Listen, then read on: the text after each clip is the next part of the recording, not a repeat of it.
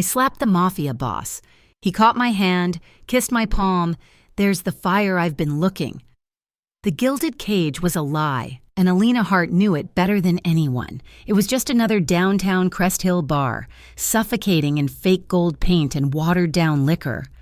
But it paid the bills. Barely. It was 11:30 on a Tuesday, and the air was already thick with the smell of cheap beer, stale cigarettes, and the sharp, synthetic cherry of someone's spilled cocktail. Alina moved with an exhaustion that had settled deep into her bones. Her feet throbbed in her worn-out boots, and a dull ache had taken up permanent residence between her shoulder blades. She was a ghost behind the bar, her hands moving on autopilot, pouring a draft, wiping a spill, cracking a weary smile for a tip. Every dollar went into the jar, and every dollar in the jar went to the rent, the electric bill, and the black hole that was her brother's appetite, Jamie. Everything was for Jamie. Her 17-year-old brother was the only thing that mattered, the only reason she endured the 6-night-a-week grind and the casual, sleazy way men's eyes slid over her as she worked. He was smart. He was funny. But lately, he was also distant. He was pulling away, drawn by the currents of the city's underbelly, and it terrified her. She felt him slipping through her fingers like water, and she was pouring everything she had to dam the tide. Tonight, the club felt different, tense. It had started around 10 o'clock, a subtle shift in the atmosphere, like a drop in barometric pressure before a storm. The usual Tuesday crowd, tired office workers and a few rowdy college kids, had thinned out, shrinking back toward the exits. They were replaced by silence. Then, the men in suits arrived. There were 5 of them, moving as a single, dark entity. They did not wait in line. They did not speak to the bouncer, a mountain of a man named Tiny who suddenly looked anything but... They walked straight to the roped-off VIP section, a raised platform that was usually empty on weekdays. Alina watched them from behind the bar, her hand tightening on her rag. They were not just wealthy, they were powerful. Wealthy men swaggered. These men, they simply occupied. 4 of the men fanned out, standing at the 4 corners of the booth, facing the crowd. They were walls. The 5th man, the one at the center, sat down. Alina could not look away from him. He was perhaps 35, dressed in a black suit so exquisitely tailored it made everyone else in the room look like they were wearing rags. He was handsome in a way that was almost cruel. Sharp cheekbones, a strong jaw, and dark hair swept back from his forehead. But it was his eyes that held the room hostage. They were dark, cold, and utterly still. He just watched, nursing a small glass of what looked like whiskey, his silence louder than the pulsing bass of the music. Alina felt a chill trace its way down her spine. She turned away, busying herself by wiping down the steel counter. "Hey, Alina." Her manager, Rick, a greasy man with a comb-over, scurried up to her. His eyes were wide with a mix of fear and excitement. "The guys in VIP, they need service." "VIP is bottle service. Rick, you know that. Send Maria." No, Rick hissed, wiping his sweaty palms on his trousers. "They want you, and they don't want a bottle. They want you to serve them, privately." Alina's spine stiffened. "I'm a bartender, Rick, not a cocktail waitress, and I'm definitely not private entertainment. They can come here and order like everyone else." "Alina, just be nice. Please. That's..." He leaned in closer, his breath sour. "That's Dante Moretti." The name meant nothing to Alina, but the way Rick said it, like a prayer and a curse rolled into one, told her everything. A moment later, one of the 4 walls detached itself and approached the bar. He was broad, thick-necked, and had a scar that split his left eyebrow.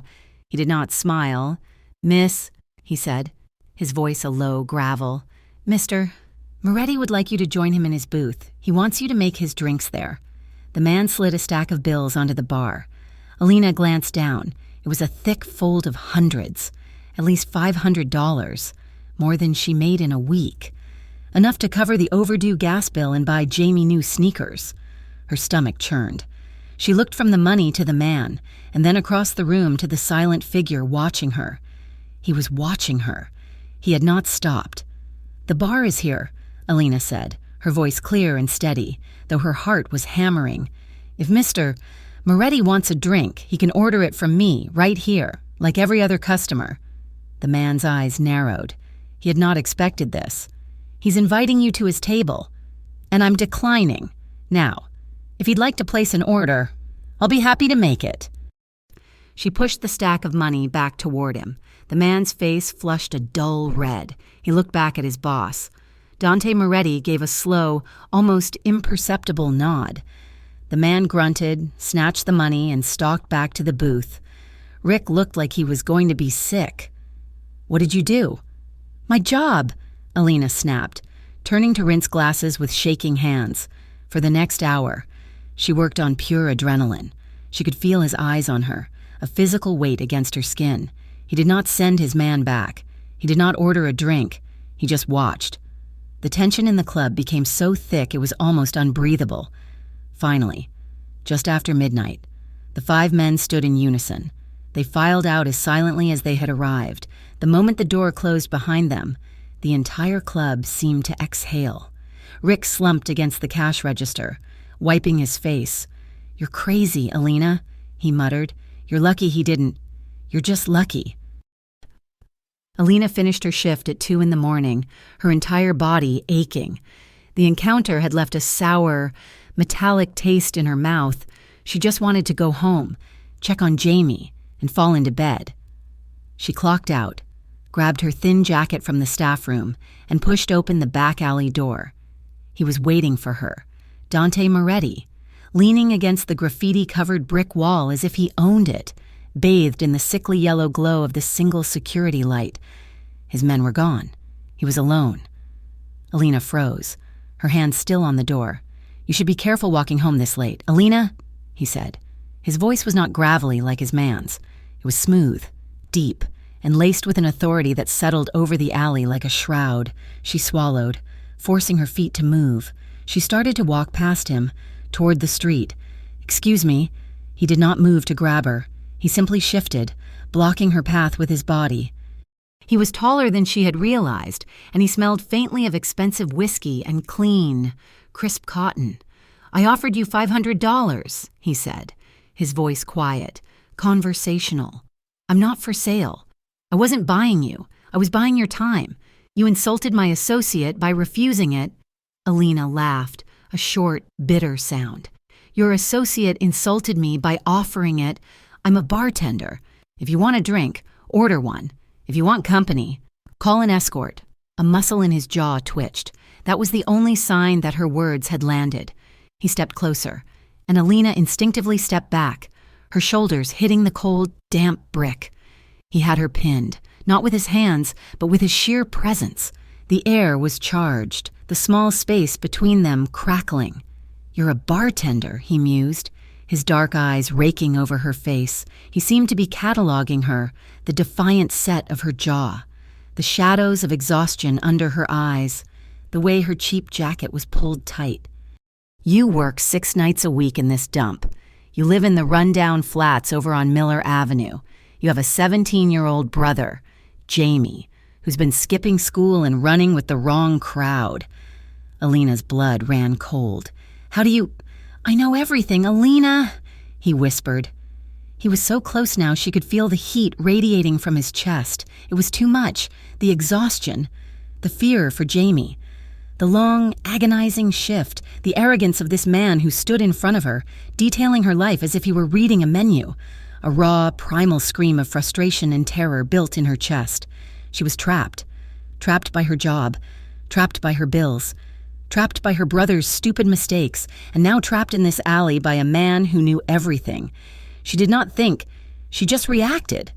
Alina swung her hand, all her fear and rage channeled into the flat of her palm, aimed straight at his handsome, arrogant face. It was the fastest thing she had ever done, and he was faster. His hand shot up, catching her wrist in midair. His grip was not a slap or a strike. It was a steel trap. He stopped her momentum completely, the sound of her hand meeting his, a sharp thwack that echoed in the tiny alley. Her eyes widened in shock. She was braced for the impact, for the sting on her palm, for his retaliation. He just held her, his grip firm, his dark eyes burning into hers. The alley, the city, the world, it all went silent. There was only the sound of her own heart pounding in her ears. He held her wrist for a long, agonizing second, his thumb stroking lightly over her racing pulse. Then, slowly, he turned her hand over.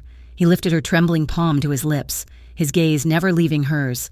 He pressed a soft, warm kiss into the very center of her hand. Alina's breath hitched. It was the most violating, intimate, and terrifying thing she had ever experienced. He let his lips linger for a moment before he lowered her hand. Though he did not release her wrist, he looked at her, and for the first time, she saw something flicker behind the coldness. It was not anger. It was appreciation. "There's the fire I've been looking for," he whispered. The sound of a bottle smashing somewhere down the street broke the spell. Alina ripped her hand from his grasp. Stumbling backward, she was shaking so hard she could barely stand. She looked at him, half expecting him to lunge, to finish what he started. He just watched her, his expression unreadable. "Alina!" Rick's voice shouted from the open doorway. He had seen the whole thing. His face was pale as a sheet. Alina did not wait. She sprinted past Rick, through the bar, and out the front door, her heart threatening to burst from her chest. She ran all 10 blocks home, back in the alley. Rick was trembling as Dante Moretti straightened his suit jacket. "Mr. Moretti, sir, I'm so sorry. She's just stressed. I'll fire her. Dante held up a single, silencing hand. He turned his cold gaze on the manager. "No one touches her," he commanded. "She works her shifts as usual. Do you understand me?" "Yes, sir. Of course, sir." Dante nodded once, then walked calmly out of the alley, disappearing into the shadows. He was intrigued. Alina burst into her apartment, fumbling with the keys, her lungs on fire. "Jamie," she yelled, slamming the door and locking the deadbolt. "Jamie, you home?" The apartment was silent and dark.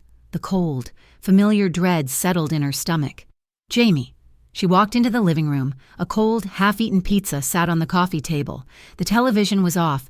She moved to his bedroom. The door was open. The bed was made, untouched. He was not there. Panic, cold and sharp, seized her. She grabbed her phone, her fingers fumbling as she dialed his number. It went straight to voicemail. "Jamie, call me, please. Just call me. I don't care what time it is. Just let me know you're safe." She hung up and tried his friends. Marco, Leo. None of them answered. She spent the next 3 hours pacing the small apartment, calling his phone over and over, each unanswered ring tightening the knot of fear in her chest. It was just after 6 in the morning when she finally found it. Desperate. She had started cleaning his room, a frantic attempt to feel close to him, to find a clue. Tucked under his mattress, beneath a pile of graphic novels, was a small, locked metal box. She broke it open with a screwdriver. Inside, there was no money. There was only a burner phone and several small plastic baggies filled with white pills. Alina sank to the floor, the baggies spilling onto the carpet. She recognized the logo stamped on them. She had seen it on the news.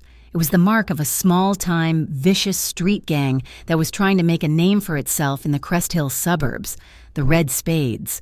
Jamie was not just running with the wrong crowd, he was dealing for them. And now, he was missing. Alina did not sleep. She sat on the floor of her brother's room, staring at the pills until the sun came up, the encounter in the alley, the man's hand on her wrist, the kiss on her palm. It all faded, replaced by a single, blinding terror. She had to work that night. She had no choice.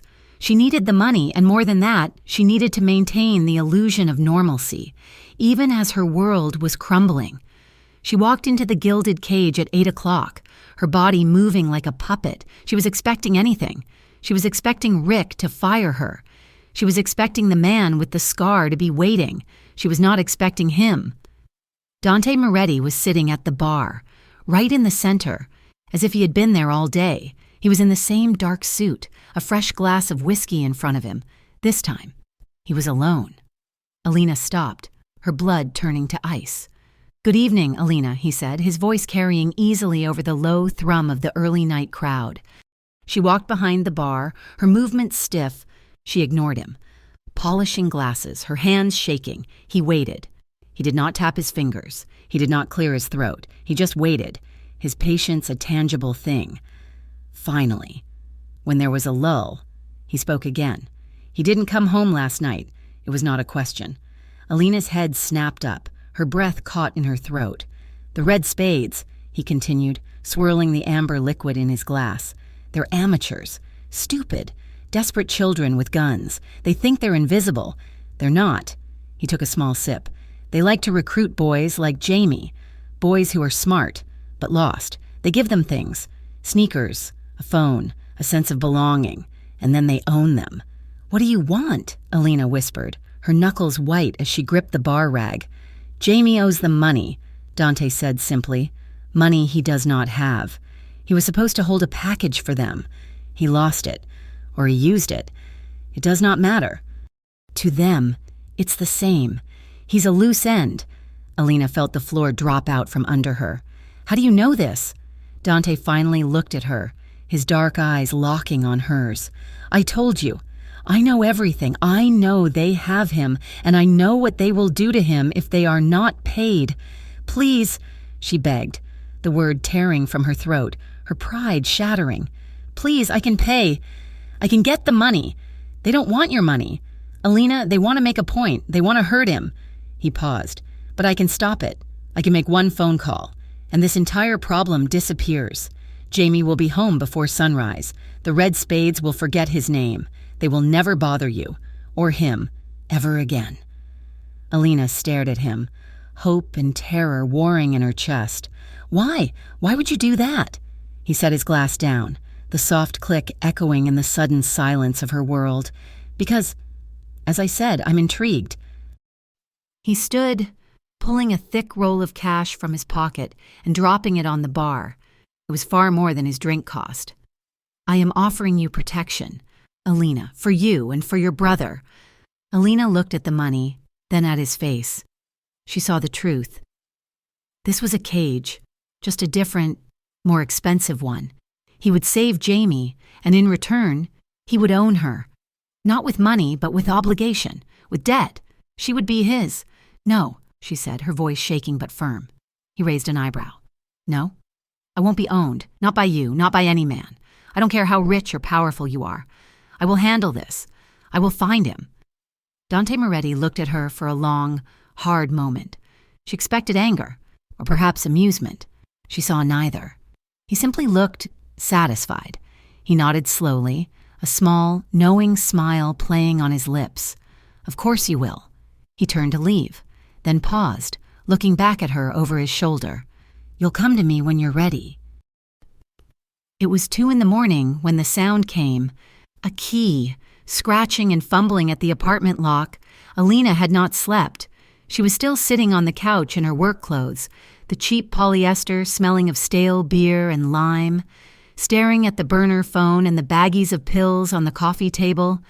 Her own phone was dead, worn out from hours of calling Jamie, then hospitals, then police stations, none of whom would do anything for a missing 17-year-old for at least 24 hours. The door creaked open. Jamie stumbled in, collapsing against the doorframe as if his bones had turned to liquid. "Jamie!" Alina flew off the couch, her heart seizing. He was a mess. His left eye was swollen shut, a grotesque purple and black bloom. His lip was split, caked with dried blood. His new jacket, the one she had spent 2 weeks of tips on, was torn at the shoulder. He was terrified, shaking so hard he could barely stand. "Alina," he whimpered, and the sound broke her. He was not a dealer, and he was not a tough kid, and he was just her brother, and he was hurt. She helped him to the couch, her hands trembling as she grabbed the first aid kit. Who did this? Was it them? The red spades? He flinched at the name. I messed up. Alina, I messed up so bad. What happened? She demanded, her voice tight with a fury that was overriding her fear. She gently dabbed a cloth at his split lip. I owed them money, he whispered, tears welling in his good eye. I lost the package. They said, They said I could work it off. Work it off how? By dealing this poison? She gestured, gesturing angrily at the pills. No, worse. He choked on a sob. They're planning a robbery. Al, a liquor store over on the west side. They said they need a lookout, someone the cops won't look at twice. And if I don't do it, his voice cracked. They said they'll finish this, and then they'll come for you. That was it. The fear evaporated, replaced by a white-hot, protective rage. The image of Dante Moretti flashed in her mind. You'll come to me when you're ready. No. She would handle this. She would not trade one monster for another. Where are they? She said, her voice dangerously calm. Alina, no. You don't understand. These guys are crazy. Where? Jamie? She demanded, grabbing her jacket. He told her. A derelict auto body shop in the warehouse district, a place they had taken over. He begged her not to go, but she was already out the door. Fueled by a desperation that tasted like acid, she found the place easily. A flickering neon sign for Vin's was missing the V and N. She could hear the tinny sound of loud music from inside the roll-up garage door. She did not knock. She slammed her fist on the metal door. The music stopped. A moment later, a smaller side door opened, spilling yellow light. A young man, barely older than Jamie, peered out. Who the hell are you? I'm here to see Vin, Alina said, pushing past him.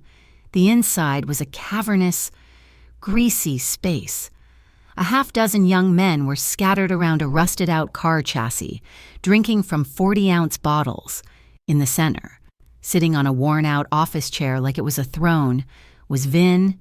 He was maybe 25, with slicked-back hair, a thin, patchy goatee, and the dead-eyed confidence of a man who preyed on children. He looked Alina up and down, a slow, greasy smile spreading across his face. Well, look what we got here. Jamie's big sister. Come to pay his debt. The others laughed. Leave him alone, Alina said, her hands clenched so tight her nails dug into her palms. He's out. He's not doing your robbery. He's not doing anything for you ever again. Vin's smile widened. He stood up, sauntering over to her. He smelled like cheap cologne and cigarettes. Is that right? See? I don't think you get to make the rules here. Sweetheart. Your little brother owes me. He owes me big. I'll pay you, Alina said, her voice shaking. I'll get the money. Vin laughed, a harsh, ugly sound. Oh, I bet you will. He reached out and stroked a greasy finger down her cheek.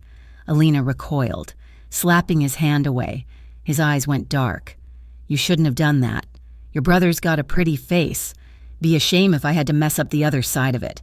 He grabbed her arm, his fingers digging in. But maybe you can pay his debt. Right here. He made a crude gesture, and his friends hooted. He yanked her closer.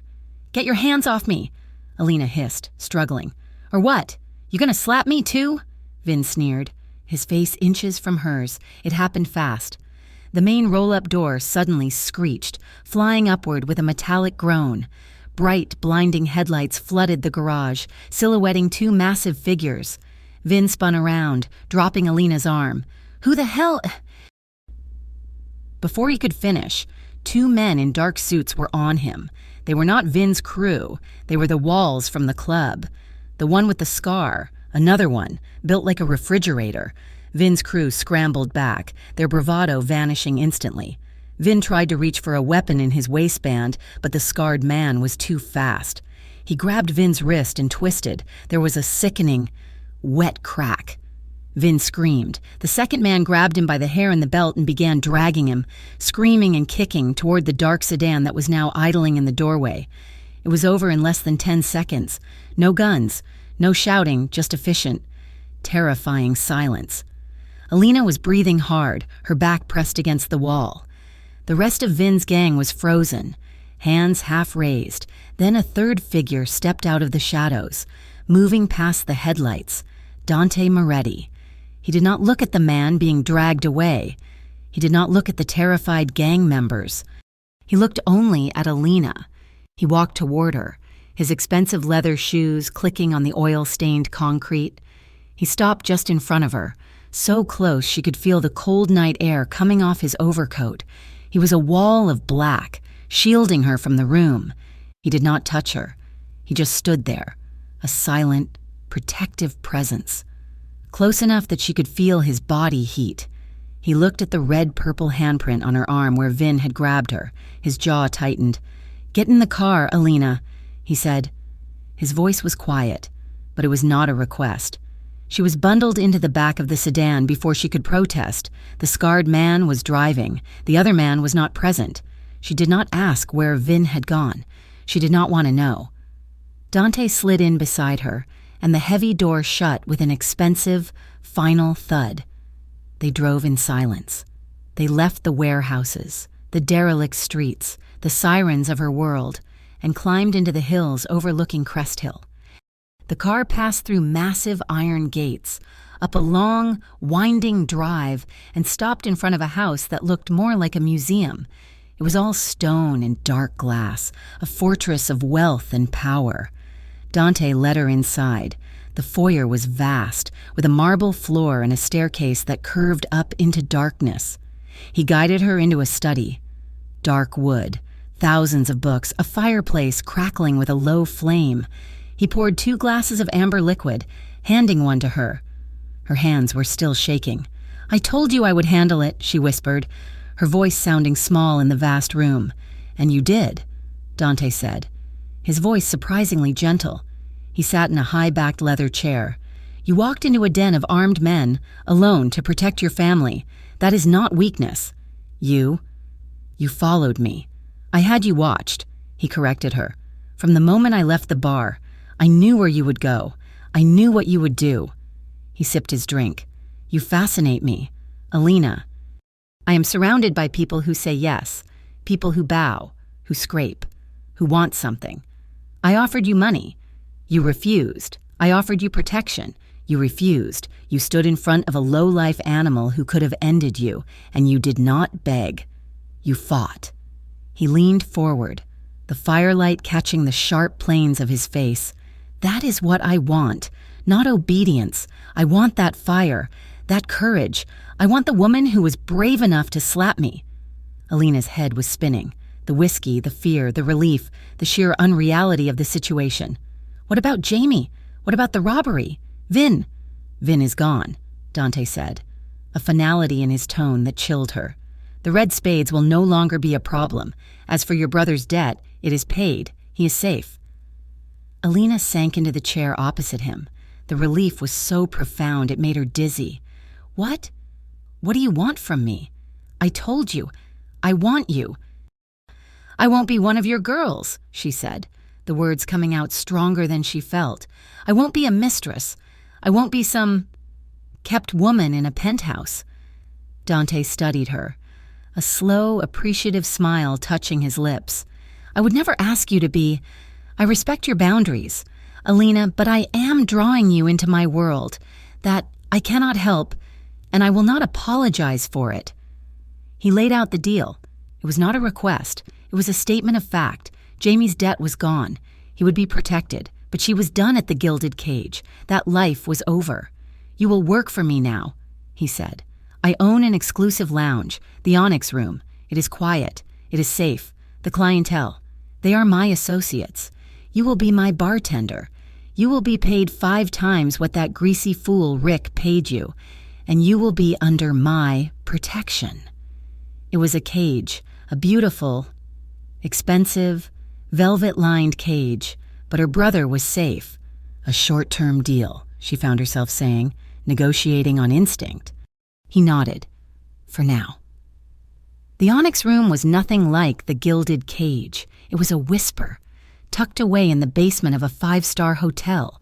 It had no sign. The walls were dark suede, the lighting was low, and the bar was a single, flawless slab of black marble.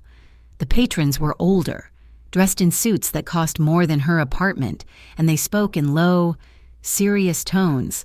And Dante was there. Not always, but often. He would sit at the far end of the bar, nursing a single whiskey, watching her. His presence was a constant, low-level hum under her skin. She learned the rhythm of his world. She learned to recognize his lieutenants, to mix the perfect old-fashioned, to hear everything and say nothing, The attraction between them was a taut wire. It was in the lingering looks when she handed him a glass, his fingers brushing hers for a fraction of a second too long. It was in the way he would appear at her side at the end of the night, just to walk her to the car he had waiting. It was in the silences, pregnant with everything they were not saying. One night, nearly a month after she had started, she was working a private charity gala held by one of his legitimate businesses. It was a suffocating affair, full of fake smiles and glittering diamonds.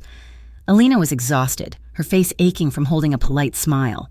As the party began to wind down, she was clearing glasses near the terrace. "Tired?"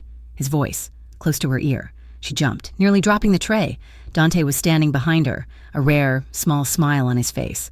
"It's a lot," she admitted. "Come with me," he said. He took her elbow, his touch light but firm. He guided her past the remaining guests, through a service door, and up a narrow flight of stairs. He pushed open a heavy metal door, and the cold night air hit her. They were on the roof. The city of Crest Hill spread out below them, a sea of glittering lights. The noise of the party was a faint murmur. Up here, it was just them and the wind. Faintly, from the ballroom below, the band started playing a slow, mournful ballad. Dante held out his hand. "Dance with me, Alina." "Here, we're on a roof. Dance with me." She hesitated, then placed her hand in his. He drew her in, one hand taking hers, the other settling on the small of her back. His touch was electric, a searing heat through the thin fabric of her uniform.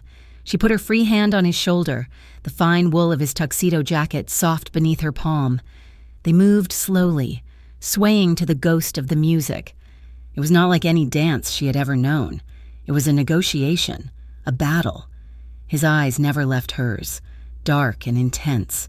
He held her as if she were made of glass, yet with a possessiveness that made her shiver. She could smell the faint scent of his whiskey and the clean, sharp scent of the night air on his skin. He pulled her a fraction closer. She was flush against him now, his chin just above her head. She could feel the steady, slow beat of his heart against her cheek. It was overwhelming. The power of him, the silence, the sheer, undeniable pull. He tilted his head down, his gaze dropping to her lips. She saw the question in his eyes, the raw want. He was gonna kiss her. He leaned in. Alina's breath caught. It was too much, too fast. It was surrender. She pulled back, just an inch, her hand on his chest. It was not a push. It was a pause. She was breathless, her heart hammering, her entire body alive with a tension that was almost painful. But she did not step away. She did not leave the circle of his arms. Dante stopped, his lips hovering a breath from hers. He looked at her, his eyes searching. He saw the fear, but he also saw the desire. He saw that she had not run. He took a slow, controlled breath, mastering himself. He stepped back, just enough to give her air, though he did not release her. His expression was a mask of cool control, but his eyes were still burning.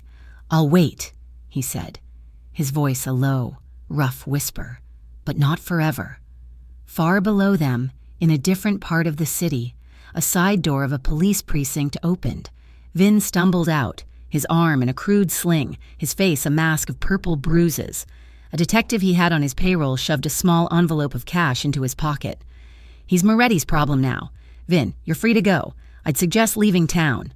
Vin just glared into the night, the hatred in his eyes burning hotter than any physical pain. Dante Moretti had taken his crew, his business, and his pride. And that bartender and that girl. She had been the one to see it. He was not leaving town. He wanted revenge, on both of them. The black sedan was the same kind Dante used, all tinted windows and silent menace. Alina stood on the curb of her old apartment, watching her brother hug her goodbye. Jamie was healed, the bruises were gone, replaced by the healthy color of 3 square meals a day and no fear, and he looked like her brother again. "It's nice, Al," he said, his voice muffled in her shoulder. "It's this big house by a lake. They have video games and a real yard. You be good. she whispered, her throat tight. She was trying to memorize the feel of him, the familiar scent of his shampoo. You listen to them. Don't be stupid, Jamie, please. I won't. I promise. Miss Alina, a voice said. It was Marco, the man with the scar, the one who had become Dante's shadow and, by extension, hers. He held the back door of the car open. We need to go. It's a 3-hour drive. Jamie pulled away, giving her one last watery smile. I'll call you. He said I could call you every night. Alina nodded, unable to speak. She watched her brother, the only family she had, get into a mafia boss's car and be driven away to a safe house. She was so deeply, profoundly thankful she almost could not breathe, and she was so lonely. She felt hollowed out. She went back to the apartment, but there was nothing left for her there. She packed her few clothes, the photo of her and Jamie, and a small, worn-out teddy bear from her childhood. She left the key on the counter and walked out, closing the door on her old life for good. Dante had moved her into a corporate apartment in the same luxury building as the Onyx Room. It was high up, sterile, and safe. It was a beautiful prison. Her life found a new, strange rhythm. She worked. She served $1,000 bottles of scotch to men who discussed business in quiet, coded words. She learned the subtle language of Dante's world. She learned that silence was a weapon, that loyalty was currency, and that Dante Moretti saw and heard everything. She also learned about his past, not from him. He remained a beautiful, cold enigma, watching her from his end of the bar, the tension between them a living thing. She learned it from Marco. One quiet Tuesday, almost a month after Jamie had left, Marco was waiting for her after her shift. He drove her home himself. A rare occurrence. You're good for him, Miss Alina, he said, his voice a low gravel, his eyes on the road. Alina scoffed, a bitter sound. I'm his bartender, that's all. Marco shook his head. No, you're different. You don't cower. He's not used to that. He was quiet for several blocks. He wasn't always like this. You know, this cold. Alina stayed silent, sensing he needed to talk. His older brother, Lorenzo. He was the heir, loud, happy, loved to party. Dante was the quiet one, the one who read books, 20 years old. Marco's hands tightened on the steering wheel. A car bomb, meant for the old man. But Lorenzo, he borrowed the car.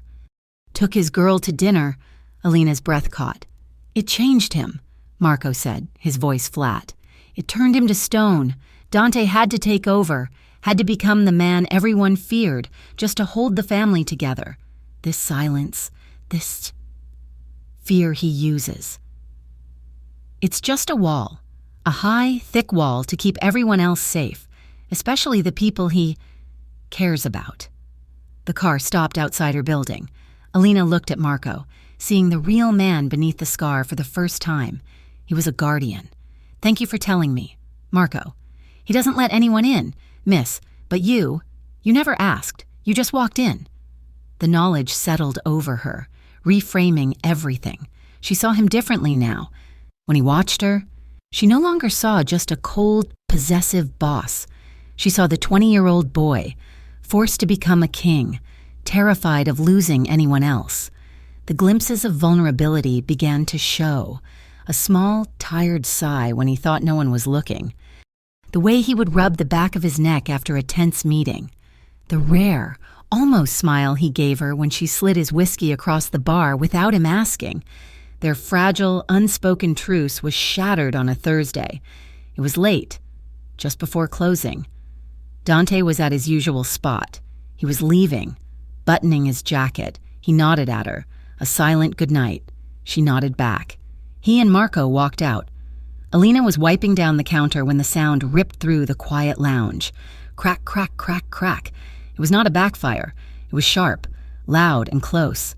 Gunfire. The patrons, his men, did not panic. They simply stood, reaching inside their jackets, their eyes going to the door. Alina's heart leaped into her throat. She ducked behind the solid marble bar, her hands shaking. The door burst open. It was Marco. His face was pale. He's hit. Alina, the back office. Get the big kit. Now. He was not talking to the other men. He was talking to her. She did not question it. She grabbed the trauma kit kept under the bar and ran. She found them in the small, windowless office where she usually did her inventory. Dante was sitting in her chair, his overcoat and jacket tossed on the floor. His white dress shirt was stained, a dark, spreading wetness on his left shoulder. He was breathing hard, his face pale, but his eyes were black with a cold, controlled fury. "It was nothing," he growled. "Sloppy work. They didn't even slow down." "Boss, you're bleeding," Marco said, his voice tight with worry. "It's a graze." Dante looked up as Alina entered, and his expression faltered for just a second. "Get out, Marco. Watch the door. No doctors. Boss. Now." Marco looked at Alina, a silent plea, then nodded and closed the door. Leaving them alone. The room was suddenly tiny, filled with the scent of gunpowder and iron. Alina's hands were shaking so hard she could barely open the kit. I'm not a doctor," she whispered. "I don't want a doctor," and he said, his voice tight. He was in pain, more than he was letting on. "I just need this." She grabbed a pair of shears from the kit. "I have to cut the shirt." He just nodded, his jaw clenched. She cut the expensive cotton, her knuckles brushing against the hot, damp skin of his chest. The material fell away, revealing the wound. It was not a graze. A bullet had torn a shallow, angry red furrow across the top of his shoulder, missing the bone by sheer luck. It was bleeding sluggishly. "Hold this," she commanded, pressing a thick gauze pad into his hand, "and press down, hard." She moved, her body on autopilot. She tore open antiseptic wipes, her mind racing. He just watched her, his gaze intense, tracking her every movement.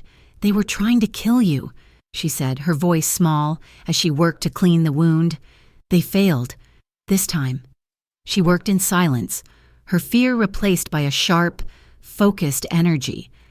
Her touch was gentle as she cleaned the edges of the wound. He winced, a tiny, almost imperceptible tensing of his muscles. "Sorry," she whispered. "Don't be." He breathed. When she was done cleaning it, she began to tape a heavy bandage over the wound. Her hand was on his shoulder, her palm flat against his skin, feeling the heat of him, the coiled tension in his muscles, and she just stopped. Her hand lingered, her thumb stroked, once, over the smooth skin of his collarbone. He was so warm, so alive. The vulnerability of him in that moment, bleeding in her office chair, was more potent than all his power. He did not move. He did not breathe. He just watched her, his dark eyes fixed on her face. "I don't understand," she whispered, her gaze meeting his. "I don't understand you. What is there to understand? This," she gestured between them, her hand still on his skin. "Why me? You have everything. You could have anyone. Why do you protect me?" His eyes softened. The coldness, the control, it all melted away, leaving behind a rawness she had never seen. "Because," he said, his voice a low, rough rumble, "everything in my life is an asset, a liability, something to be managed or controlled or broken." He looked at her hand on his shoulder, then back to her eyes. "You are the only thing I haven't been able to control." He took a slow, ragged breath. "And I don't want to." The confession hung in the air, thick and heavy. It was the most honest thing anyone had ever said to her. The space between them crackled, pulling them together like magnets. She did not know who moved first. Maybe she leaned in. Maybe he pulled her closer. It did not matter. His lips met hers. It was not the gentle, exploratory kiss she had imagined on the rooftop. It was a collision. It was hungry and vulnerable, and filled with all the tension that had been building between them for weeks. It was the taste of whiskey and pain and a desperate, aching need. His hand, his good hand, came up, tangling in her hair, his fingers gripping her head, holding her to him, his other arm, the wounded one, wrapped around her waist, pulling her from her stance until she was practically in his lap, her knees on the edge of the chair. He groaned into her mouth, a sound of both agony and relief. She kissed him back with the same desperation, her hands framing his face, her fingers digging into the stubble on his jaw. It was a drowning man's kiss, a starving man's feast. It was a confession. It deepened, becoming frantic, his lips moving from her mouth to her jaw, his breath hot on her neck. She tilted her head back, a small sound escaping her throat. The sound broke the spell. It was too much, too fast. Dante froze. He pulled back, his forehead resting against hers, his breathing ragged. He was shaking. His eyes were closed, his face a mask of pained self-control. "Alina," he whispered, and the name was a warning, a plea. "Go, please, before I—" He did not have to finish. She scrambled off his lap, her legs unsteady, her lips stinging, her entire body buzzing. She stumbled out of the office, not looking back. The next day, he was gone. Not from the club, but gone. The man who had kissed her with such desperate, vulnerable hunger was replaced by the cold, distant mafia boss. He sat at a table with his associates, not at the bar. He looked at her, and his eyes were blank. The mask was back, thicker and more impenetrable than ever. He was protecting her. The drive-by, and now the kiss, had shown him the danger. He was her biggest threat, and he knew it. He was afraid his world would ruin her. The rejection was a physical ache in her chest. It hurt more than Vin's threats, more than the loneliness. But Alina Hart was not a woman who begged. She was not a woman who pined. She lifted her chin. She put on her uniform, and she went to work. She threw herself into the Onyx room. She was flawless. She was efficient. She was the perfect bartender, but she was more... She started handling the scheduling. She redesigned the inventory system, catching a supplier who had been overcharging them for 2 years. She managed the staff with a quiet, firm authority that mirrored Dante's own. His men noticed. The quiet respect they had always shown her turned into genuine deference. They started coming to her with problems. Marco, in particular, became her staunchest ally, a quiet guardian who approved of her presence. Dante just watched, his expression unreadable, as the woman he was trying to push away quietly took over a piece of his kingdom. The fragile peace lasted for 2 weeks. Alina was leaving, her shift over. Marco was getting the car, as was their new, careful routine. She was waiting in the service alley, the same one where Dante's car had been shot. It was dark. The air was cold. "Figured you'd be too good for the front door." Alina froze. The voice was a greasy sneer from her past. Vin. He stepped out from behind a dumpster. It was thinner, his eyes wild and bloodshot. He was high, and he was desperate. He held a small, wicked-looking knife. "Moretti's not here to protect you now. Is he, bitch?" he hissed, advancing on her. Alina backed up, her hand flying to her pocket for the mace Marco had given her. "Get away from me, Vin! You ruined me!" he screamed, lunging. Alina reacted. The self-defense lessons his men had insisted she take kicked in. She sidestepped, bringing the mace up. But he was fast. Fueled by drugs and rage, he grabbed her wrist, twisting it. The mace clattered to the pavement. He slammed her against the brick wall, the knife pressing against her throat. "He's gonna have to watch you bleed, just like I—" He never finished. There was a blur of motion, a guttural roar. Marco, moving faster than any man his size should, was on him. It was not a fight. It was a brutal, one-sided takedown. Marco hit Vin twice, hard, and Vin crumpled. But he was slippery. As he fell, he slashed upward with the knife, catching Marco on the forearm. He scrambled to his feet and ran, disappearing into the dark labyrinth of alleys. Alina was on the ground, gasping, her back aching where she had hit the wall. A car, Dante's car, screeched to a halt at the mouth of the alley. Dante was out before the engine died. He took in the scene in one sweeping glance. Alina on the pavement, terrified. Marco clutching his bleeding arm, the discarded knife. He did not go to Marco. He went to Alina. In 2 long strides, he was there, hauling her to her feet. His hands were frantic, checking her neck, her arms, his face a mask of raw terror. "Are you cut? Did he hurt you? Alina, talk to me." "No," she gasped, her voice trembling. "No, I'm okay. Marco, he ran." Dante's relief was so profound, his shoulders sagged. He pulled her against his chest, his arms banding around her like steel, crushing her to him. He buried his face in her hair, and she could feel him shaking. The terrifying, Controlled Dante Moretti was shaking. He held her, his heart hammering against hers. His control shattered. "Marco," he said, his voice a serrated edge, his head still buried in her hair. "Find him. I don't care what it takes. I want him gone." "Yes, boss." Dante pulled back, just enough to hold her face between his hands. His thumbs stroked her cheeks, his eyes black with a possessive, furious rage that was more terrifying than Vin's. "No one," he growled, his voice rough and final. "No one touches what's mine." Alina stared up at him, her heart pounding. The alley, the danger, all of it fading away. This time, she did not fight the word. She did not correct him. She just nodded.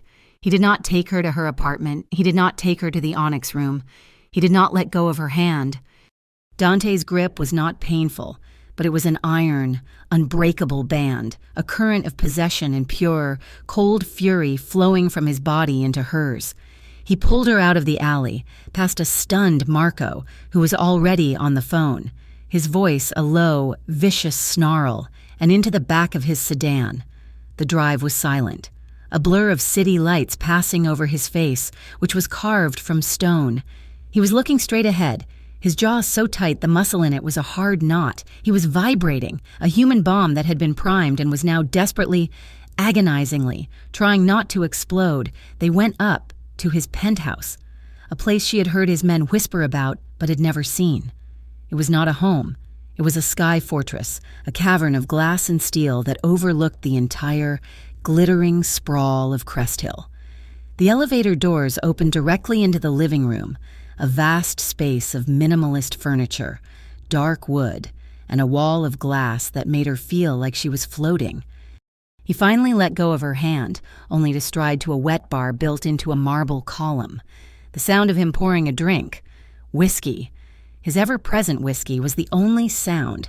He splashed a generous amount into 2 heavy tumblers. He did not ask. He walked back and pressed one into her hands. They were still shaking. "Drink it," he commanded. It was not a request. She took a sip. The liquid was fire, burning a trail down her throat, but it stopped the shaking. He did not drink his. He set it down, his eyes scanning her, just as they had in the alley. His gaze landed on her elbow, where she had slammed it against the brick. A small, angry scrape was beading with blood. He swore, a low, vicious sound. He disappeared for a second into a bathroom that was bigger than her old living room and returned with a first aid kit. He did not ask for permission. He knelt in front of her, this kingpin in his $1,000 suit, kneeling on the silk rug. He took her arm, his touch impossibly gentle, and began to clean the scrape. His focus was absolute, as if this tiny, insignificant wound was the center of his universe. Alina watched the top of his dark head, her breath caught in her chest. The terror of the alley was fading, replaced by a strange, humming energy. He was holding himself in check by this one. Small act of care. "You're bleeding," she whispered, her voice hoarse. "It's nothing," he growled. "No," she said, her voice stronger. "Your knuckles, from the wall." She looked down at his free hand, the one clenched on his knee. The skin over his knuckles was split and raw, a mirror of his own violence. "Dante." He finished taping the bandage on her arm, his touch lingering. He did not look up. "I tried to stay away from you," he breathed, his voice a rough confession. "I tried to keep you at a distance, to keep you clean." "I'm not clean," she said. "I've never been clean. I'm just me." He finally looked up, and his eyes were breaking. The cold control was gone, replaced by a raw, aching vulnerability that matched the night he was shot. He was terrified. Not of Vin, not of the world. He was terrified for her, and he was terrified of himself. "I can't," he whispered, his hand moving from her arm to her knee, his thumb tracing a small circle. "I can't stay away." She looked at this powerful, dangerous man, kneeling at her feet, his knuckles bleeding, his control shattered. He was not a monster. He was a man, just as broken as she was. She did not analyze it. She did not fight it. She was so tired of fighting. She set her glass down and placed her hand over his, the one on her knee. His skin was hot. He stopped breathing. "Then don't," she whispered. That was all it took. He rose. not in a rush, but with a slow, deliberate gravity, pulling her up with him. His hands came up to frame her face, his thumbs stroking the soft skin under her eyes, his gaze searching hers. It was a silent, desperate question. "Are you sure?" She gave him her answer. She leaned in, just a fraction, closing the last inch between them, and pressed her lips to his. The kiss was not like the first one, which had been born of pain and desperation. This was a surrender. It was slow and deep and full of a profound, aching tenderness that undid her completely. It was a promise. It was an apology. It was a confession. He made a sound in the back of his throat, a sound of pure relief, and his arms went around her, pulling her flush against his chest. She could feel his heart hammering, a frantic rhythm that matched her own. She wrapped her arms around his neck, her fingers tangling in the thick hair at his nape, and for the first time in her life, she let herself fall. He kissed her like she was water and he was dying of thirst. He kissed her forehead, her temple, her eyelids. He buried his face in her neck, breathing her in, his body trembling with a tightly leashed control. "Alina," he whispered against her skin, and the name was a prayer. "You're the only real thing I've touched in 10 years. He lifted her then, as if she weighed nothing. He carried her from the vast, empty living room, down a dark hall, and into his bedroom. It was as stark as the rest of the penthouse, dark colors, sharp lines, and another wall of glass. The city lights were a river of diamonds below them, a silent audience. He set her down on the edge of the bed, the covers a deep, rich charcoal. He did not pounce. He just knelt in front of her again, his hands on her waist, his forehead resting against hers. They just breathed, for a long minute, simply absorbing the reality of being here, together, the world outside falling away. Slowly, his fingers went to the zipper on the back of her uniform. He paused, his gaze meeting hers, another question. She nodded, her throat too tight to speak. The sound of the zipper was deafening in the silence. The dress pooled at her feet. He removed his suit jacket, his movements economical and precise, his eyes never leaving hers. He was unbuttoning his shirt when he saw her watching his wounded hand. He stopped. "You're safe," he said, his voice raw. "I would never. You are safe with me." "I know," she whispered, and the realization hit her with the force of a blow.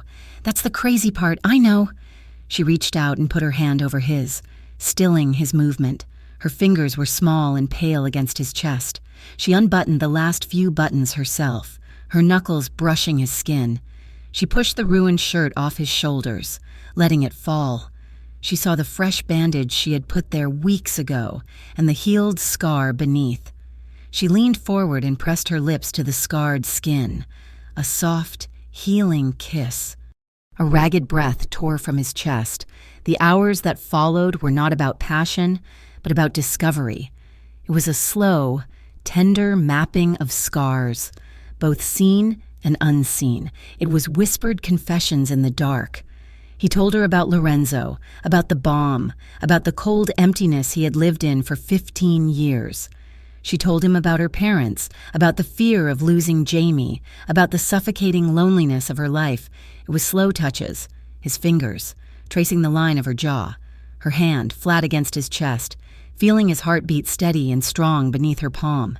It was long, longing stretches of eye contact, where they said more with their gaze than they ever could with words. When they finally came together, it was not a fire.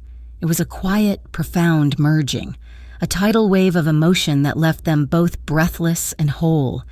It was two broken souls, finally, finding a safe harbor. Alina woke slowly, to a feeling she had never experienced, warmth. She was cocooned in sheets that felt like water, her body pressed against a source of solid, living heat. Dante.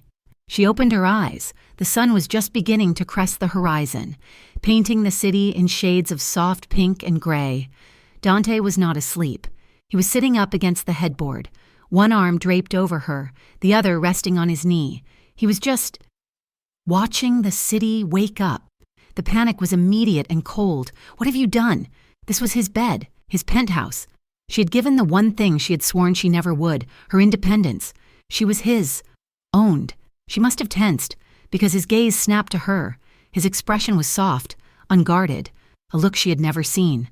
"Good morning," he said, his voice a low rumble. Alina sat up, pulling the sheet with her, covering herself. The movement was a rejection, and she saw him flinch, his mask of control sliding back into place. "Dante," she said, her voice sounding small. "Alina," he replied, his tone guarded. I need you to know," she fumbled, her heart hammering. "Last night, it was... But I can't be..." "Be what?"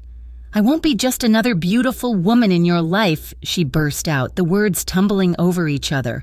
"I'm not a trophy. I'm not a mistress. I won't be owned. I can't..."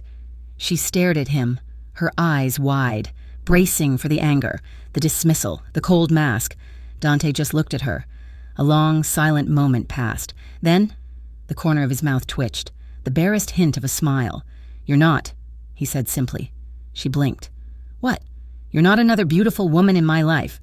He leaned forward, his voice dropping, his eyes boring into hers.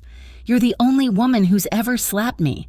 You're the only one who's ever tended my wounds, and you're the only one who talks back." He cupped her chin, his thumb stroking her jaw. "Don't ever stop talking back, Alina. It's the only thing that's real." The relief was so profound, she almost cried. He was not trying to own her, he was trying to see her, but the real world did not wait. Their new, fragile bubble was burst 3 days later. The word was out. Dante Moretti had a woman, not just a date, but a woman, one he kept in his penthouse, one he had his most trusted man guarding. "It's a mistake, boss." His consigliere, an old, thin man named Franco, said they were in Dante's study, the one in his estate, not the penthouse. "She's civilian, she's a liability. She's not your concern." "Franco," Dante said, his voice flat, his eyes on the reports on his desk. "She is everybody's concern," Franco insisted, a rare show of emotion. "The other families, they see this. They see a distraction. They see a weakness, a target. You're putting her in the line of fire." "Then we will be her shield," Marco said from his position by the door. "A shield can break," Franco shot back. "Send her away. Send her someplace safe, someplace far, until this business with the red spades is finished." "No," Dante said, the word a final, cold command. "She stays. You will double the guard on her, and on the boy. I want men on men at that safe house. Is that understood?" Franco sighed, a long, weary sound, but he nodded, "As you wish." Dante believed he could control it. He believed his walls were high enough, his men strong enough. He believed he could keep his dark world from touching her. He was wrong. The call came at 2 a.m.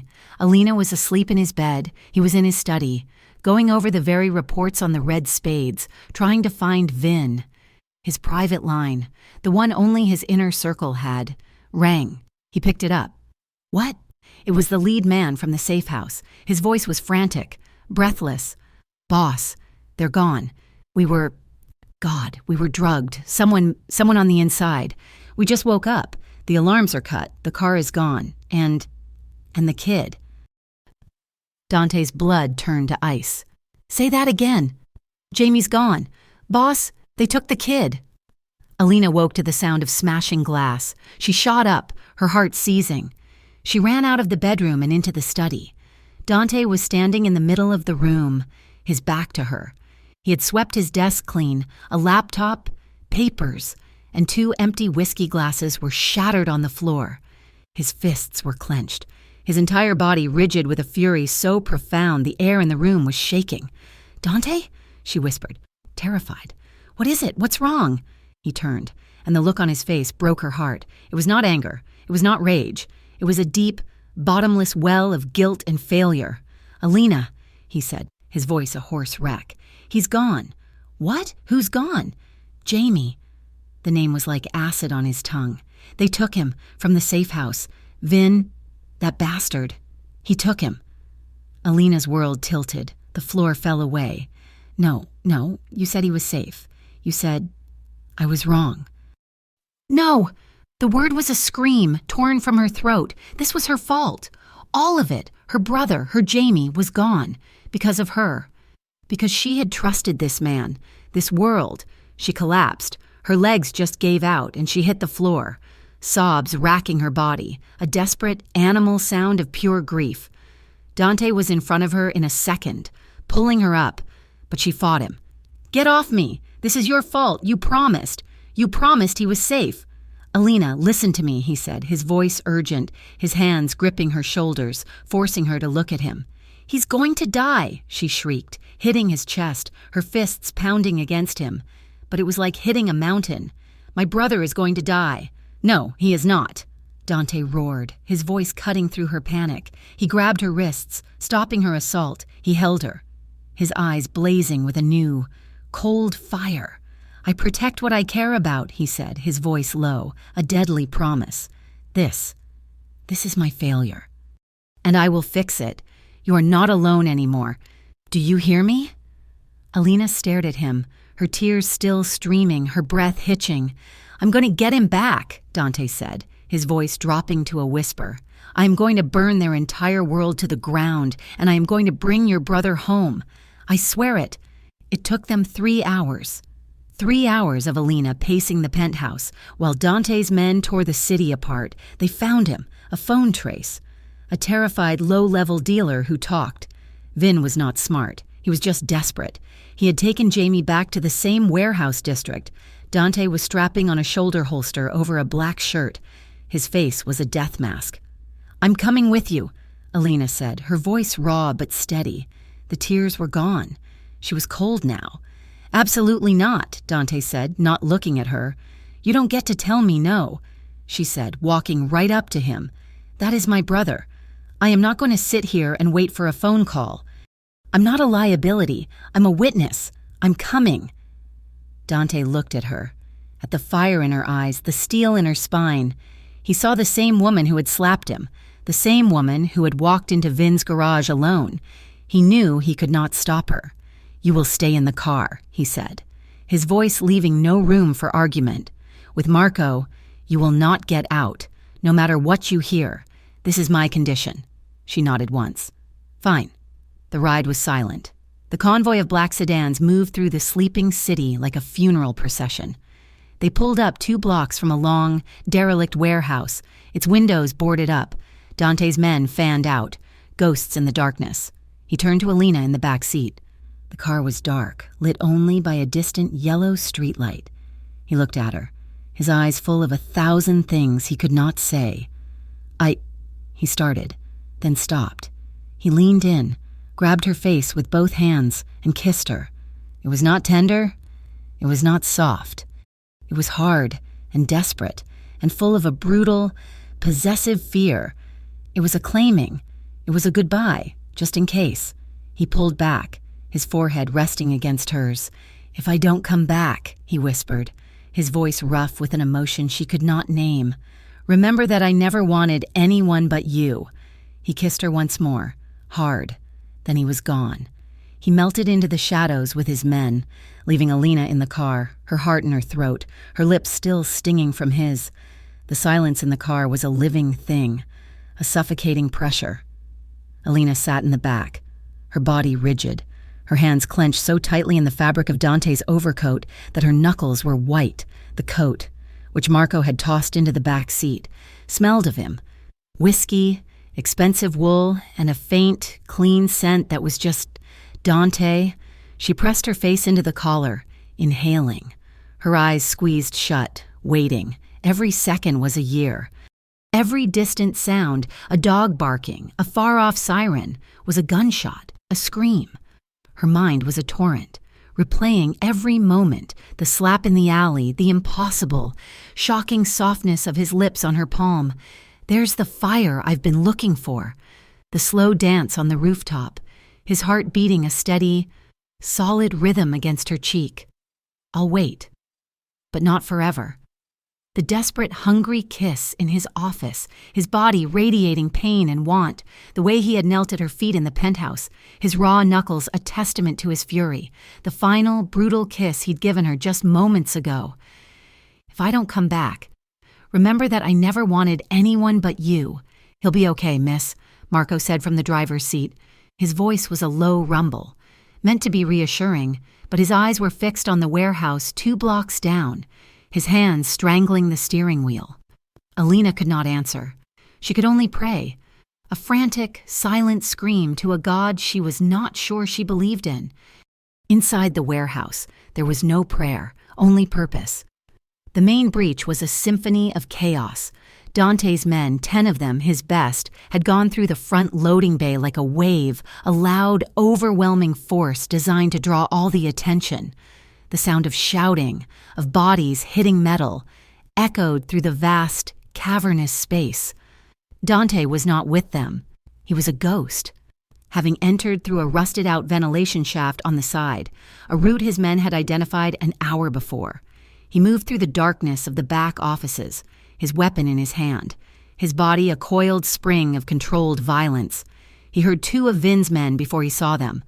They were running toward the main fight, armed with bats, their expressions a mix of panic and drug-fueled bravado. "It's Moretti's crew!" one yelled. "Let's get him!" They ran right past the dark office Dante occupied. He stepped out behind them. Before the first one could even turn, Dante had him, one arm around his throat, cutting off his air. He did not use his weapon. He was silent, a shadow of lethal force. The man dropped, unconscious. The second one spun around, his eyes wide. He raised his bat, but Dante was already inside his guard, a single, hard strike to the solar plexus, followed by a vicious chop to the side of the neck. The man crumpled without a sound. Dante did not pause to check on them. He kept moving, a hunter following a trail. He followed the sound of whimpering. He found him in a small, caged-off storage area in the center of the warehouse, away from the main fight, Jamie. He was tied to a steel support pillar with zip ties. His face was a mess of new and old bruises.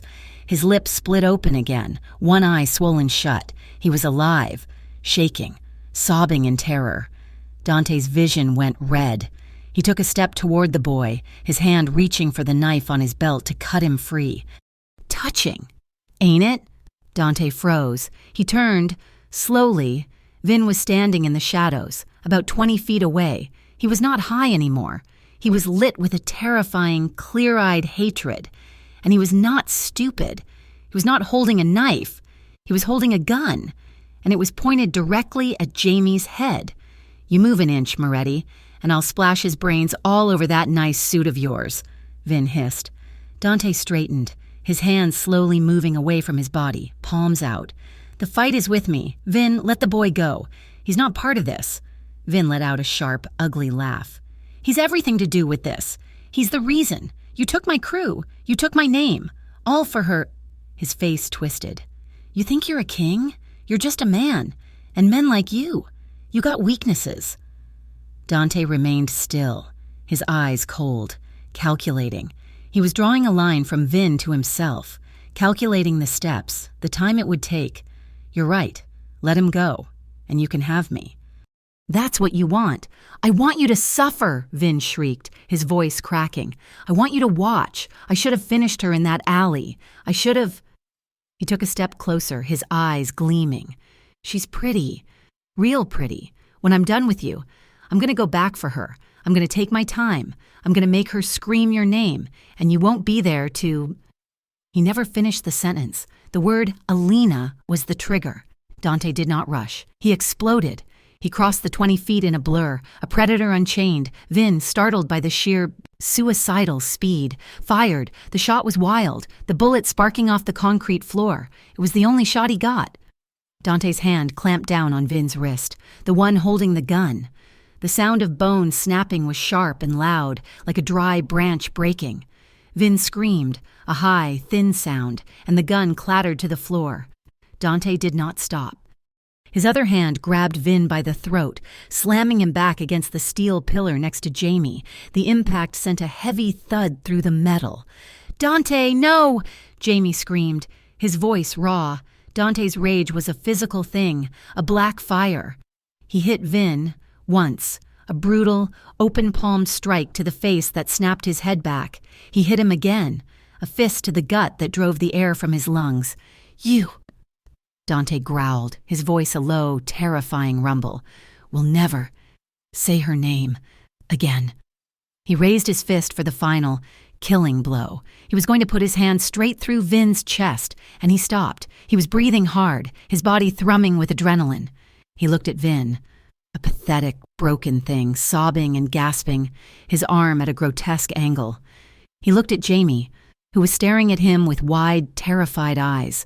Dante's control, the iron will that had held him together for 15 years, slammed back into place.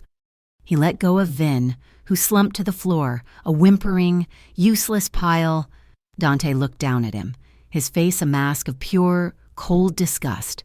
"You're not worth the stain," he said. He turned his back on him, pulling the knife from his belt in 2 quick, precise movements. He cut Jamie's bonds. The boy fell forward and Dante caught him, holding him up. "Can you walk?" Jamie nodded, his legs shaking. I think so. "Boss," it was Marco's voice, from the main floor. The fighting had stopped. "We're clean, but we got sirens. 2 minutes out." "We're coming," Dante called back. He threw Jamie's arm over his shoulder, taking his weight. He did not look back at Vin. They burst out of the side door just as the first blue and red lights washed over the end of the street. Marco had the car door open, the engine roaring. "Get in! Get in!" Alina scrambled over the seat as Dante all but threw Jamie into the back. "Jamie! Oh my God, Jamie!" she cried, pulling him into her arms. He was sobbing, clinging to her, real, solid, and alive. Dante was in the front seat. Marco was peeling away from the curb, and the black sedan disappeared into the night, just as 2 police cars, moving with a conspicuous lack of urgency, rolled up to the warehouse. Alina could not let go of her brother. She held his head to her chest, her own tears streaming, rocking him, whispering his name over and over. And then she looked up, in the rearview mirror. She met Dante's eyes. He was watching her, not Jamie. His face was pale, streaked with dirt, his knuckles bloody. He looked spent. Her heart ached, a deep, pulling sensation. She let go of Jamie. "I'm okay, Jamie," she whispered. "I'm okay." Before Marco had even pulled to a full stop at the estate, Alina was out of the car. Jamie was being helped by one of Dante's men, but Alina only had eyes for one person. Dante got out of the passenger side, standing, his shoulders slumped. He looked like he was being held up by sheer force of will. Alina ran. She did not go to her brother. She ran straight to Dante. She threw herself into his arms, her body colliding with his, her hands grabbing the front of his shirt. "You came back," she sobbed, the words tearing out of her. "You're alive. You came back." She buried her face in his chest, thanking him, over and over, the words a jumbled, incoherent mess of relief and gratitude. For a long moment, Dante just stood there, his body rigid with shock. Then, slowly, as if his arms weighed 1,000 pounds, he wrapped them around her. He crushed her to him, his good hand tangling in her hair, his other arm banding around her waist. He just held her, his head bowed, breathing in the scent of her. He did not say a word. The adrenaline held until they were in the foyer. A doctor, one of Dante's, was already there. Taking Jamie into the study, Marco was directing men, his voice a low growl. Dante stood in the middle of the marble floor, swaying slightly. "Dante?" Alina said, her hand still on his arm. He looked at her, his eyes unfocused, and then he just collapsed. It was not a faint, it was a surrender. His legs buckled, and he went down, catching himself on one knee. He was utterly, completely exhausted. "Boss," Marco started forward. "I've got him," Alina said, her voice firm. She was on her knees in front of him, her hands on his shoulders. "It's okay, Dante. You're home. I've got you." With Marco's help, they got him up the grand staircase and into his bedroom. He did not protest. He was a dead weight, his body finally admitting defeat.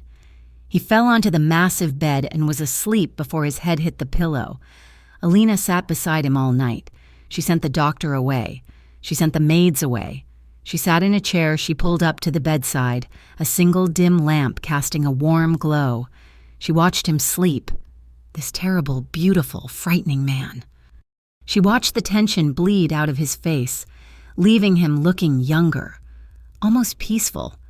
At some point, she took a warm cloth and washed the blood and grime from his hands, from the raw, split-open knuckles. His hand, so terrifyingly strong, was lax in hers. She held it. She held his hand all night, her fingers laced with his, as if she could anchor him to this world, to her. He woke just as the sun was beginning to touch the sky. He did not move, but his eyes opened, and his fingers tightened around hers. He looked at her, his gaze clear, the fog of exhaustion gone. Alina had to swallow past the lump in her throat. Her voice was a hoarse whisper. "You scared the hell out of me." A small, slow smile touched his lips. It was the first real smile she had ever seen from him. It lit him from the inside. "You're the only one who can," he replied, his voice rough. He did not let go of her hand. He just looked at her, and she looked at him. The sun rose. The house was quiet. That night, after the doctor had checked on Jamie, who was fine, just bruised and scared, and on Dante, who was just exhausted, the house fell silent. Alina brought a tray of food to his room. He ate, because she told him to. She changed the bandages on his knuckles. He was quiet, his eyes following her every move, a new, soft light in them.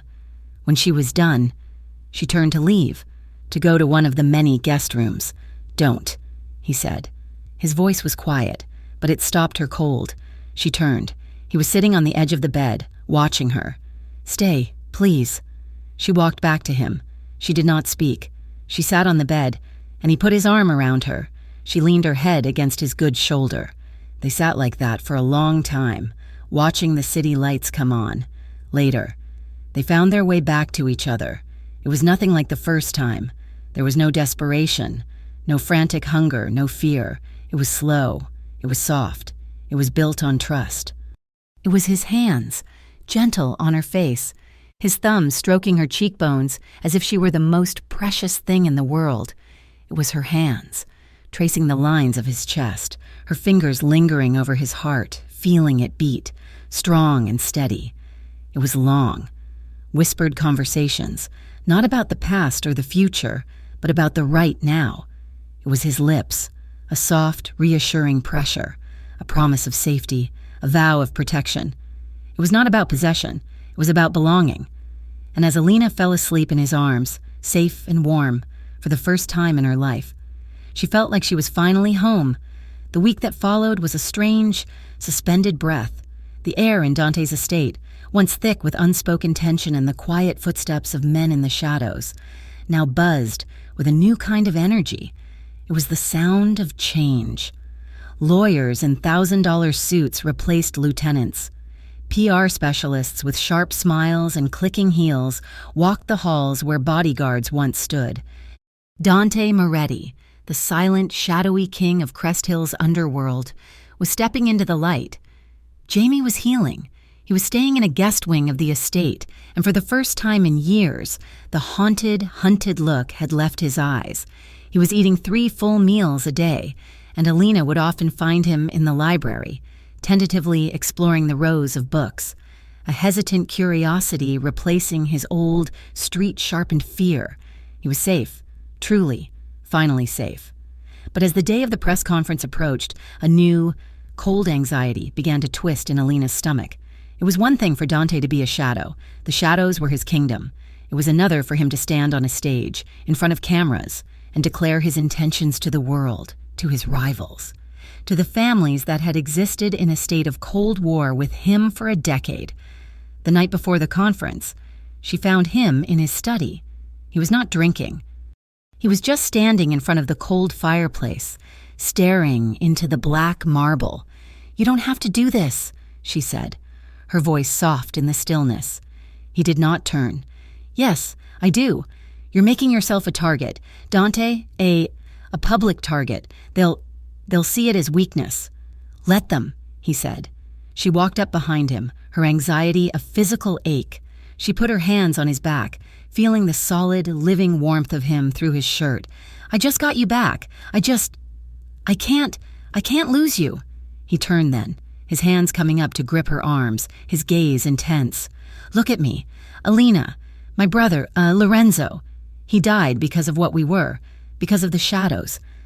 I spent 15 years building a fortress of those shadows, and I was dead inside it. He pulled her closer, his eyes searching hers, desperate for her to understand. This is not a fortress. It's a risk, I know, but it's the only way to build something real, something that lasts, something the light can touch. What if they try to stop you? She whispered, her throat tight. His expression hardened, the old cold authority mixing with this new, raw emotion he only showed to her. With you beside me, he said, his voice a low, gravelly promise. I will burn the whole world down, and I will build something better from the ashes. For us. The sheer, devastating sincerity of it broke her. This man, who had commanded an empire with silence and fear, was willing to tear it all down and start again. All for her. For the future she represented. The tears came before she could stop them. Hot, silent tears of fear and relief, and a love so profound it hurt. Dante, she breathed, her hands coming up to frame his face, her thumbs stroking the rugged line of his jaw. I love you. He froze. It was the first time the words had been spoken. He had shown her. He had protected her. He had come undone for her. But they had never said it. His eyes, those dark, unreadable eyes, shone with a sudden, bright vulnerability. The king, the boss, the killer, he was gone. In his place was just a man, staring at the woman who held his broken pieces, his gaze full of a raw, stunned wonder.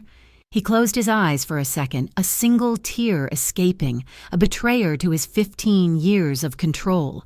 He captured one of her hands, pulling it from his face and pressing his lips to her pulse. Alina, he said, his voice a serrated wreck, thick with an emotion she had never heard. He looked up, his eyes locking with hers. I love you. From the moment you slapped me, from the moment I kissed your hand. I've loved you. You are my fire.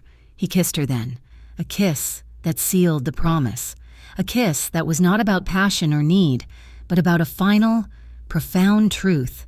It was the kiss of a man who had been saved. The press conference was a circus. Cameras flashed, reporters shouted questions, but Dante was an island of calm. He stood at the podium, Alina and a very clean-cut Jamie sitting in the front row, flanked by Marco and a new, legitimate security team. He announced the dissolution of his family's old-world interests. He announced massive investments in Crest Hill's legitimate businesses, shipping, real estate, technology. He announced the Lorenzo Moretti Foundation, a charity for at-risk youth. He did not deny his past. He simply and publicly closed the door on it. Alina watched him, her heart in her throat. He was magnificent. He was not a gangster. He was not a boss. He was a king, claiming his city, not with fear, but with power. That afternoon, she found Jamie in the new office of the Lorenzo Moretti Foundation. It was a bright, clean space downtown. He was unpacking boxes, a look of serious concentration on his face. Hey, she said, leaning against the door frame. He jumped, then smiled. A real, easy smile. Hey, Al, what do you think? Mr. Moretti, Dante. He put me in charge of the entire youth outreach inventory. Alina's heart swelled. He was not a dealer. He was not a lookout. He was a 17-year-old kid with a job, a future. I think it's amazing, Jamie. I'm proud of you. I'm proud of me, he said, a new confidence in his voice. It's good, Al, to be doing something good. The old world faded, the red spades, without a leader and without their supply, simply dissolved, swallowed by the vacuum Vin had left, and Vin himself. He was a ghost. He had fled the city, a broken man, more terrified of Dante's mercy than he ever could have been of his rage. He was not worth the stain. That night, the estate was quiet. The lawyers were gone. The PR teams were gone. Jamie was asleep in his wing. It was just them. Alina found Dante in the library, not reading but looking at a small, framed photo on the mantel. It was of two young men, arms slung around each other, laughing. One was a young, happy Dante. The other was Lorenzo. He would have liked you, Dante said, not looking at her. He would have said you were too smart for me. He looks happy, Alina said, tracing the glass. He was, Dante said. He turned from the photo to look at her, his expression unreadable. Alina! Dante? He walked toward her, his steps slow, deliberate. He did not have a box in his hand. He did not have a ring. He just had his eyes, and they were full of a lifetime of promises. He stopped in front of her, taking both of her hands in his. You slapped me, he said. His voice a low, soft rumble. You defied me. You walked into a warehouse full of animals to save your brother. You pulled me from a car, bleeding. You tended my wounds. You held my hand while I slept. He lifted one of her hands, his thumb stroking her knuckles. You didn't just challenge me, Alina. You didn't just save me. He looked up, his eyes burning into hers. You built me. The man I am today, the man who stood on that stage. He only exists because of you. He took a breath, the confession coming from the deepest part of his soul. I don't have a ring. I don't have a pretty speech. I need you. Be the woman I build everything with. The tears were back, but this time they were tears of pure, unadulterated joy. He was not asking her to be his wife. He was asking her to be his partner, his equal. She was smiling, a wide, watery, brilliant smile. Dante Moretti, are you proposing to me? I am, he said, his own smile, that rare, beautiful thing appearing. Then yes, she whispered, her voice breaking. Yes, 1,000 times, she laughed, a small, choked sound as she wiped her eyes. But on one condition, he raised an eyebrow. Anything. I get to keep my right hand, she said, a wicked, familiar glint in her eye. And I still get to slap you when you're being an ass. He laughed. A real, deep laugh that echoed in the library. It was the most beautiful sound she had ever heard. He pulled her into his arms, burying his face in her neck. I wouldn't have it any other way. The final scene was not in the grand estate or the sterile penthouse. It was on a new balcony of a new home, one they had chosen together. It was high above the city, but it felt grounded. Alina was standing at the railing, looking down at the river of lights, Crest Hill, her city. She heard him come up behind her. She did not have to turn. She felt the familiar, solid warmth of him. Dante's arms wrapped around her from behind, pulling her back against his chest. He did not speak. He just held her, his chin resting on the top of her head.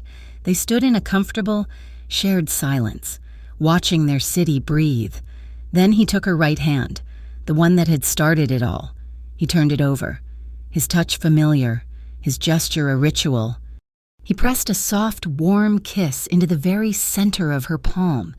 He held it there, his lips against her skin, and she felt him smile.